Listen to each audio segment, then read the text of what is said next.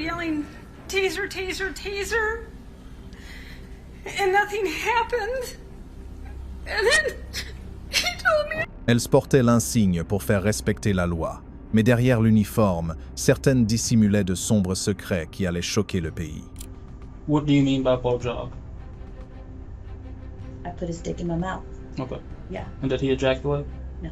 Voici les histoires de policières qui ont franchi la ligne rouge, ont été arrêtées et ont fini par écoper de peines de prison à perpétuité pour des crimes que personne n'aurait jamais soupçonnés de la part de celles qui avaient juré de protéger. Numéro 10. Shailene Diane O'Banion. So it's illegal to have sexual contact with an inmate as an employee. So I said the ball kind of be in their court, but I'll let you know as soon as I hear something. Cette affaire s'est déroulée à Louisville, dans le Kentucky. Une policière, censée servir et protéger, a franchi une limite si sombre qu'elle a stupéfié tout le service. Il s'agissait de Shailene Diane O'Banion, une agente autrefois respectée dont la double vie secrète allait bientôt anéantir tout ce qu'elle avait construit. Tout a commencé discrètement. O'Banion travaillait dans l'unité correctionnelle, s'occupant des détenus. Elle bénéficiait d'une autorité et d'un accès que la plupart des gens ne remettaient jamais en question.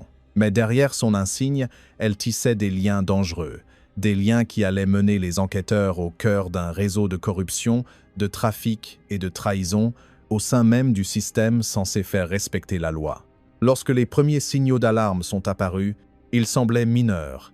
Des signalements d'objets interdits introduits clandestinement dans l'établissement, des mouvements étranges pendant ses heures de travail et des rumeurs parmi les détenus à propos d'une agente complice. Pourtant, personne n'imaginait qu'O'Banion était au cœur du problème. Le choc fut brutal lorsqu'une enquête interne approfondie révéla la vérité. Elle faisait entrer clandestinement de la drogue, des téléphones portables et d'autres objets illégaux en prison, profitant de sa position pour contourner les fouilles et dissimuler des preuves. Mais l'histoire ne s'arrête pas là. Les enquêteurs ont découvert par la suite qu'O'Banion n'agissait pas seule. Elle communiquait avec certains détenus, tissait des liens personnels et acceptait même de l'argent pour introduire des objets interdits. Des SMS et des enregistrements d'appels ont révélé l'ampleur de la manipulation. Elle avait abusé de son autorité pour gagner la confiance, avant de la vendre aux plus offrants. Dès que les preuves ont été révélées, sa carrière s'est effondrée du jour au lendemain. Les agents fédéraux sont intervenus. Elle a été arrêtée, inculpée de complot en vue de trafic de stupéfiants et d'abus de pouvoir, et finalement condamnée à une longue peine de prison. Le silence régnait dans la salle d'audience lorsque l'ancienne policière s'est présentée devant le juge, ce même système qu'elle avait jadis représenté, qui la stigmatisait désormais comme une criminelle. Les conséquences furent désastreuses. Le département lança une enquête interne, plusieurs agents furent interrogés, et les politiques furent révisées, afin d'éviter une autre trahison de ce genre. Numéro 9. Antoinette Frank. For death row inmate Antoinette Frank, the former New Orleans police officer is the only woman on death row. Antoinette Frank a intégré la police de la Nouvelle-Orléans en 1993. Sur le papier, elle avait tout pour plaire. Disciplinée, polie et dévouée. Pourtant, en moins de 2 ans, elle a franchi la ligne rouge. Elle a commencé à fréquenter un certain Rogers Lacaze, un trafiquant de drogue de 19 ans, criminel notoire. Au lieu de l'arrêter, elle a noué une alliance qui allait se terminer dans un bain de sang. Frank a profité de son uniforme et de ses relations au sein de la police pour couvrir Lacaze. Ensemble, elles ont commis des vols et ciblé des commerces qui lui faisaient confiance en tant qu'agente. Parmi ces commerces figurait Kim An, un restaurant vietnamien familial où elle travaillait à temps partiel. Les propriétaires et les employés la considéraient comme une amie, une personne qui les protégeait. Ils étaient loin de se douter qu'elle complotait pour les tuer. Dans la nuit du 4 mars 1995, Frank et Lacaze entrèrent dans le bar Keyman après la fermeture. Grâce à son badge, elle y entra sans difficulté. Ce qui suivit fut d'une violence inouïe. 3 personnes furent abattues, dont 2 collègues de Frank, policiers hors service assurant la sécurité, et l'une des filles du propriétaire. Les tueurs prirent la fuite, laissant derrière eux une scène de crime qui horrifia même les détectives les plus chevronnés. Lorsque les enquêteurs ont rassemblé les preuves, la piste a mené directement à l'agente Frank. Des témoins ont confirmé sa présence au restaurant quelques instants avant l'attaque. Les analyses balistiques correspondaient à son arme de service. Et le détail le plus choquant, elle est ensuite retournée sur les lieux du crime en prétendant aider l'enquête. Le tribunal l'a reconnue coupable de 3 chefs d'accusation de meurtre au premier degré. Elle est restée impassible à l'annonce du verdict. En 1995, Antoinette Frank a été condamnée à mort, l'une des rares femmes policières de l'histoire des États-Unis à avoir écopé de cette peine. Numéro 8. L'agente Ashley MacArthur. I am going to adjudicate you guilty. I'm going to sentence you to life with a mandatory minimum 25 years state prison for the... Elle était censée être une amie, une personne de confiance sur qui compter.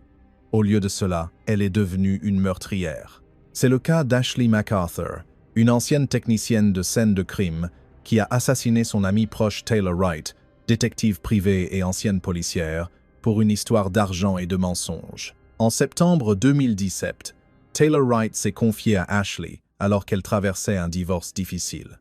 Elle lui a remis un chèque de banque de 34 000 $, une somme censée être mise en sécurité jusqu'à la fin de la procédure judiciaire. Ashley a accepté de l'aider. Mais au lieu de protéger l'argent, elle l'a discrètement déposé sur son propre compte et a commencé à le dépenser. Cette décision allait déclencher une série d'événements tragiques. Ashley. And what they found was that there was a $34,000 cashier's check made out to Taylor Wright that was deposited in August of 2017. Le 8 septembre 2017, Taylor a rencontré Ashley pour discuter du remboursement de son argent. C'était la dernière fois qu'elle a été vue vivante.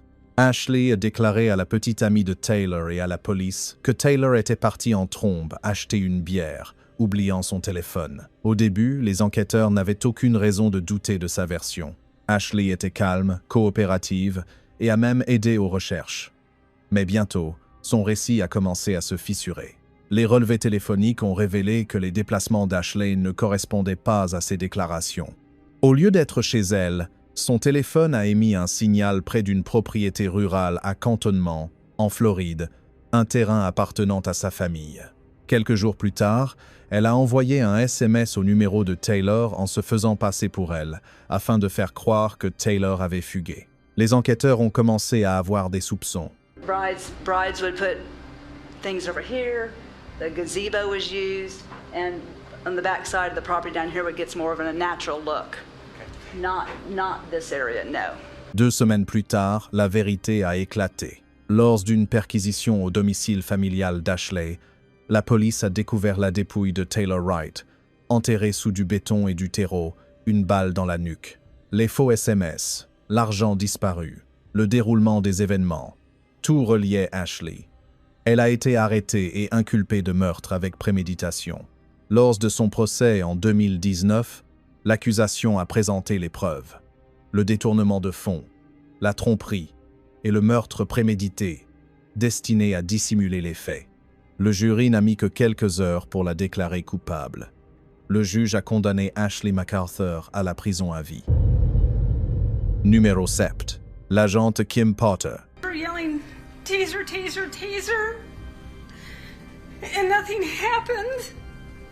And then he told me C'est l'une des affaires policières les plus choquantes de l'histoire récente des États-Unis. L'histoire de l'agente Kim Potter, policière chevronnée dont l'erreur, commise en une fraction de seconde, a coûté la vie à un jeune homme et a ruiné sa carrière. Ce qui avait commencé comme un simple contrôle routier dans une banlieue tranquille du Minnesota a déclenché une vague d'indignation nationale, une bataille judiciaire et une longue peine de prison qui a stupéfié aussi bien les forces de l'ordre que le public. Recalling the moments she shot Wright in the chest with her gun that she says she mistook for her taser.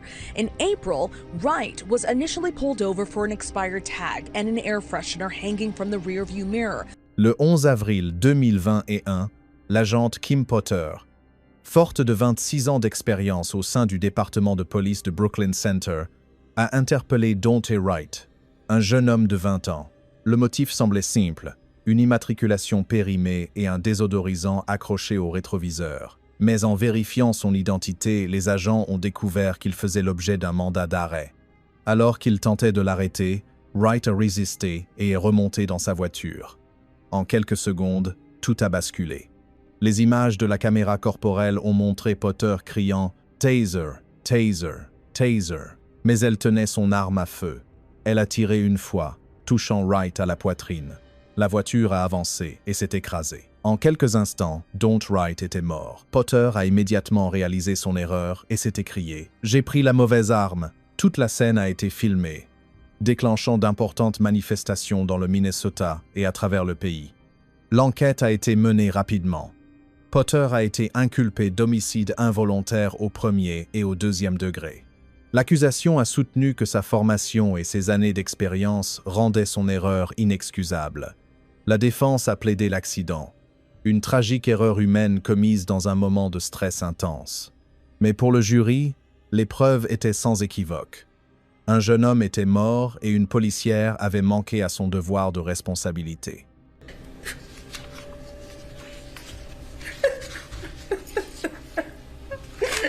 I'm so sorry. I didn't want to hurt anybody. En décembre 2021, Kim Potter a été reconnu coupable. Le juge l'a condamné à 2 ans de prison, peine alourdie par la suite à des appels et à une révision. Ses excuses émouvantes présentées au tribunal n'ont pu effacer les faits. La sentence a envoyé un message fort. Les forces de l'ordre ne sont pas au-dessus des lois, même pour des décisions prises en une fraction de seconde. Numéro 6. L'agente Alfreda Fluker. To the Jefferson County Jail, where she will be booked on multiple charges, with the most serious being murder. Elle était une policière respectée à Birmingham, en Alabama, chargée de protéger sa communauté. Mais en une nuit de rage et de trahison, l'agente Alfreda Fluker est passée de l'application de la loi à sa transgression, de la manière la plus choquante qui soit. La suite allait révéler une liaison secrète, une violente confrontation, et la fin d'une carrière autrefois prometteuse. Tout a commencé aux premières heures du 10 avril 2020. Alfreda Fluker, une policière chevronnée du département de police de Birmingham, entretenait une relation secrète avec un autre policier, Mario White. Mais leur idylle commençait à se détériorer, et la jalousie s'installait. Cette nuit-là, Fluker a suivi la voiture de Mario jusqu'au quartier de Titusville, un endroit tranquille où elle pensait qu'il rencontrait une autre femme. En arrivant sur les lieux, ses pires craintes se confirmèrent. À l'intérieur de la voiture se trouvait Mario White, et à côté de lui, une autre policière hors service, Kanisha Peterson, âgée de 43 ans. La suite fut tragique.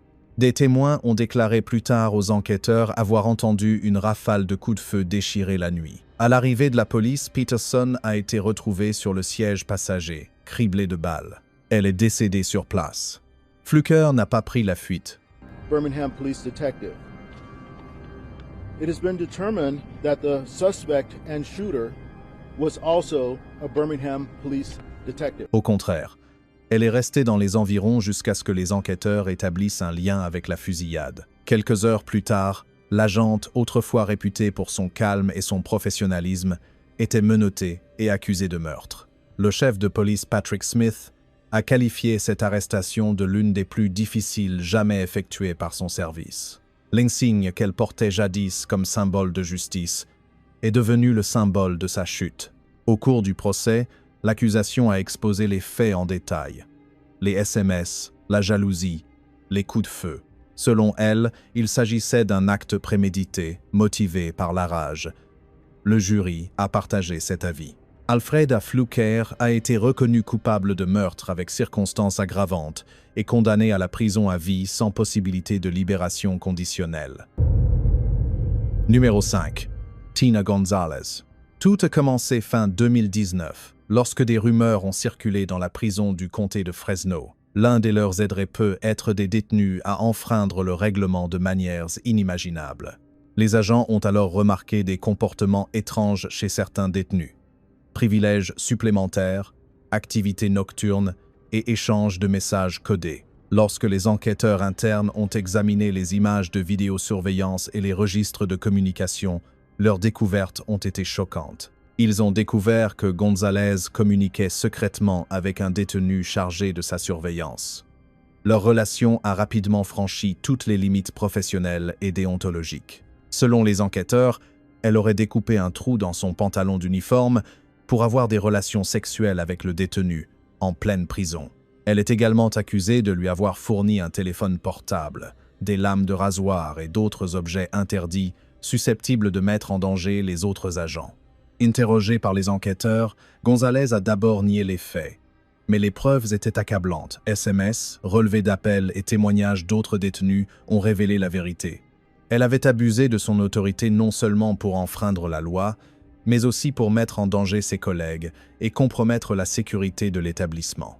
Le silence régnait dans la salle d'audience lorsque les procureurs ont révélé les détails de l'affaire. Le juge lui-même l'a qualifié de « plus grave violation de confiance qu'il ait jamais vue de toute sa carrière ».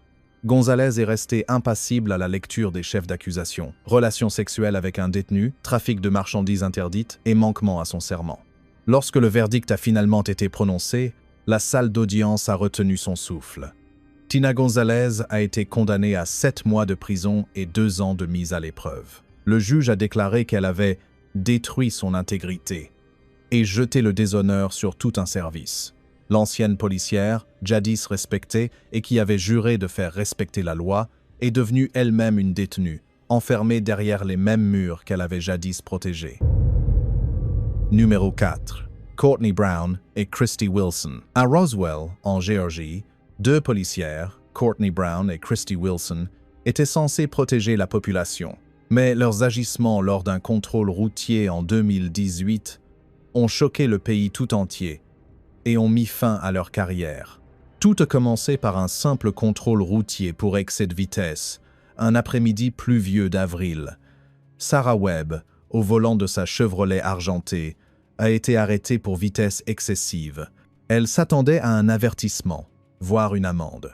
Ce qu'elle ignorait, c'est que son sort allait se jouer à pile ou face. Okay. This is tail, right? Yeah. So really, 23. Michael Jordan. Hi. So I got too fast for. Let me write this down. Too fast for conditions. Is it reckless? Yeah, you can do reckless. Les images de la caméra corporelle ont révélé plus tard la vérité sur ce jour-là. Alors que Webb, nerveuse, était assise dans sa voiture, Brown et Wilson, à l'extérieur, hésitaient à l'arrêter. Au lieu de suivre le protocole, l'agent Wilson a utilisé une application sur son téléphone qui simulait un lancer de pièces. « Pyle, vous allez en prison. Face, vous êtes libre », a dit l'un d'eux en riant. La pièce est tombée sur Face, mais malgré cela, ils l'ont arrêté. Sorry, my window doesn't hold. Officer Brown, Roswell Police Department. You know how fast you were just going, ma'am? I'm so sorry, Ce simple instant, filmé par une caméra corporelle, a fait le tour du monde. Le public était sous le choc. 2 policiers assermentés avaient transformé la vie d'une personne en un jeu, bafouant le système judiciaire qu'ils étaient censés servir. Le département de police de Roswell a immédiatement ouvert une enquête interne.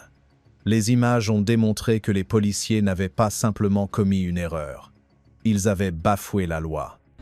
These people really put my freedom in the hands of a coin flip. Quelques jours plus tard, Brown et Wilson furent tous 2 suspendus. Face à l'indignation croissante, le service n'eut d'autre choix que de les licencier. L'enquête révéla qu'il ne s'agissait pas d'une simple erreur de jugement, mais d'un mépris total du devoir. Le bureau du procureur classa l'affaire contre Webb, estimant que son arrestation était sans fondement juridique en raison de la faute professionnelle des agents. Lorsque le tribunal a finalement examiné l'affaire, le constat était sans appel. Les policières ayant procédé à un tirage au sort avaient violé l'éthique, la confiance et la confiance du public. Poursuivies en justice, elles ont été condamnées à de lourdes peines, mettant ainsi un terme définitif à leur carrière dans les forces de l'ordre. Numéro 3. Razvinder Agaliu. Voici l'histoire d'une policière de confiance qui a cru pouvoir tromper le système même qu'elle avait juré de protéger. Il s'agissait de Razvinder Agaliu, une agente de police du Bedfordshire, en Angleterre, autrefois respectée, mais désormais tristement célèbre pour l'une des plus choquantes trahisons de l'histoire de la police britannique. Tout a commencé en 2019, lorsqu'Agaliu a secrètement transmis des informations policières sensibles à son petit ami, un homme lié au trafic de drogue et au crime organisé. Profitant de sa position, elle a accédé à des bases de données policières confidentielles, consultant des noms, des immatriculations de véhicules et des rapports de renseignement, le tout sans autorisation. Chaque recherche qu'elle effectuait était un pas de plus franchi, un pas de plus vers la corruption. Au début, ses agissements passèrent inaperçus. Elle paraissait professionnelle, calme et engagée, exactement comme ses collègues l'attendaient. Mais la supercherie ne pouvait durer éternellement. Les enquêteurs internes commencèrent à remarquer des activités suspectes sur les systèmes informatiques de la police. Des fichiers étaient consultés sans raison apparente. Des schémas se dessinèrent et toutes les pistes menaient à un seul nom, Razvinder Agaliu. Les détectives ont lancé une enquête interne secrète. Ils ont retracé ses recherches dans les bases de données, recoupé ses communications et constitué discrètement leur dossier. Les preuves étaient irréfutables. Agaliu fournissait des informations confidentielles à des criminels pour en tirer un profit personnel et émotionnel. Il ne s'agissait pas d'une simple erreur, mais d'une trahison répétée. En 2021, l'enquête a été révélée. Agaliu a été arrêtée. Et ce qui a le plus choqué le public, c'est la facilité avec laquelle elle avait manipulé son accès et abusé de son badge. Lors de son interrogatoire, elle a tenté de se justifier en prétendant avoir commis une erreur. Mais les données ont révélé une autre vérité. Des centaines de recherches non autorisées, toutes liées à des délinquants connus. Au tribunal, l'accusation a détaillé sa supercherie préméditée. Elle avait utilisé son uniforme comme un bouclier, feignant de faire respecter la loi tout en aidant secrètement ceux qui la transgressaient. Le juge a qualifié ces actes de « grave abus de confiance ». La sentence a été sévère. Elle a été condamnée à 3 ans de prison et radiée à vie des forces de l'ordre. Numéro 2. Melissa Goodwin. A girl and a guard at Silverwater until she was caught sharing secret phone calls and a love letter with armed robber Austin, Texas. Dans l'enceinte sécurisée de la prison du comté de Travis, une histoire de trahison stupéfiante s'est déroulée, ébranlant la confiance envers les forces de l'ordre. Melissa Goodwin, agente correctionnelle ayant prêté serment de faire respecter la loi, est devenue le symbole de la corruption en prison. Elle n'a pas été arrêtée par un inconnu ou suite à un renseignement fortuit, mais par le système même qu'elle était censée défendre. Au travail, Goodwin paraissait dévouée et disciplinée. Ses collègues la décrivaient comme calme, efficace et professionnelle. Personne ne se doutait qu'en dessous de son uniforme, elle menait une double vie. Ce qui avait commencé par des conversations anodines avec un détenu a rapidement franchi une limite dangereuse. Ce détenu, incarcéré pour vol, savait manipuler et charmer. Peu à peu, Goodwin est passée de gardienne des règles à contrevenante. Très vite, elle introduisait clandestinement des objets interdits en prison. Des encas, des petits mots manuscrits et même des téléphones portables. Les images de vidéosurveillance ont par la suite révélé d'étranges échanges et des gestes codés entre elle et le détenu. Elle se croyait prudente, persuadée que personne ne s'en apercevrait. Mais les enquêteurs surveillaient déjà chacun de ses mouvements. Pendant des mois, les affaires internes ont discrètement monté un dossier contre elle. Ils ont surveillé ses appels, suivi ses activités et rassemblé des preuves numériques. Chaque découverte en a entraîné une autre jusqu'à ce que l'ampleur de sa faute soit indéniable. Lorsque Goodwin a finalement été confrontée à ces accusations, elle a tenté de nier toute implication. Mais les preuves SMS, relevés téléphoniques et enregistrements de vidéosurveillance ne laissaient aucun doute. En 2022, Melissa Goodwin a été arrêtée et inculpée de manquement à ses fonctions, d'abus de pouvoir et d'introduction d'objets interdits auprès d'un détenu. L'accusation a détaillé comment elle avait utilisé sa position pour enfreindre les règles mêmes qu'elle était censée faire respecter. Confrontée à des preuves accablantes, Goodwin a plaidé coupable. Le silence s'est abattu sur la salle d'audience lorsque le juge a délivré un message clair. Ni insigne, ni uniforme, ni autorité ne peuvent soustraire quiconque à ses responsabilités. Goodwin a été condamné à 10 ans de prison. Numéro 1.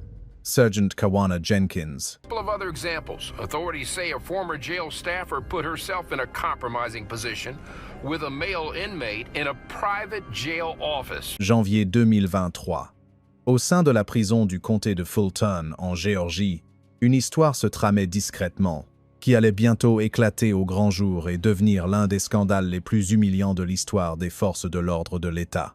La sergente Kawana Jenkins, agente pénitentiaire chevronnée forte de nombreuses années d'expérience, était chargée de maintenir l'ordre et la discipline parmi les détenus. Sa mission était de faire respecter le règlement et d'assurer la sécurité de l'établissement. Mais derrière ces portes closes, elle violait toutes les règles qu'elle avait juré de faire respecter. Les premiers signes de trouble sont apparus début 2023, lorsqu'une courte vidéo tremblante a commencé à circuler parmi les détenus. Il ne s'agissait pas d'une vidéo ordinaire. On y voyait une femme en uniforme, manifestement une agente du comté de Fulton, se livrer à des actes explicites avec un détenu. La vidéo s'est propagée rapidement, finissant par fuiter en ligne. Au début, personne n'y croyait, mais les enquêteurs ont rapidement confirmé ce qui avait choqué tout le monde. La femme dans la vidéo était la sergente Kawana Jenkins. You had this image, restaurant meals brought to inmates by an officer. Vice Chair Ellis says taxpayers are paying for. Dès la diffusion de la vidéo, les enquêteurs ont agi immédiatement. Le détenu impliqué a été identifié et interrogé. Les agents ont fouillé sa cellule et y ont découvert le téléphone utilisé pour enregistrer les échanges. Un appareil de contrebande qui n'aurait jamais dû se trouver dans l'établissement. Mais ce qu'ils ont trouvé sur ce téléphone allait bien au-delà d'une simple vidéo. Il y avait plusieurs enregistrements montrant Jenkins avec le même détenu dans des situations compromettantes. Certaines séquences la montraient apparemment en train de l'aider à cacher le téléphone. Preuve manifeste qu'il ne s'agissait pas d'un incident isolé, mais d'une relation suivie, fondée sur le secret et la prise de risque. Quelques jours plus tard, Jenkins fut arrêtée. Le service qu'elle avait autrefois servi avec fierté publia un communiqué exprimant son choc et sa déception. Le parquet agit rapidement et l'inculpa de relations sexuelles avec un détenu, de violation de serment par un agent public, de cruauté envers des détenus et de possession de documents interdits. Chaque élément de preuve, des fichiers numériques aux images de vidéosurveillance, accablait sa culpabilité. La vérité était indéniable. Elle avait franchi une limite irréparable. Au tribunal, l'accusation a dressé un tableau inquiétant. Elle a démontré comment les agissements de Jenkins avaient mis en danger la sécurité du personnel et des détenus, et comment ses choix avaient sapé la confiance même qui cimente les établissements pénitentiaires. Sa défense a plaidé la contrainte, la pression exercée par le détenu, mais les preuves dressaient un tableau bien plus sombre. Il ne s'agissait pas d'accidents ni d'actes isolés. Il s'agissait d'une série d'actes répréhensibles répétés, commis par une personne parfaitement consciente des risques qu'elle prenait. Le verdict fut sans appel. Jenkins fut condamné à des années de prison, radié de l'ordre, sa réputation anéantie. Son histoire devint un avertissement, murmuré dans les services correctionnels de Géorgie et d'ailleurs, rappelant que même ceux qui veillent sur les prisons peuvent succomber aux tentations qui s'y cachent.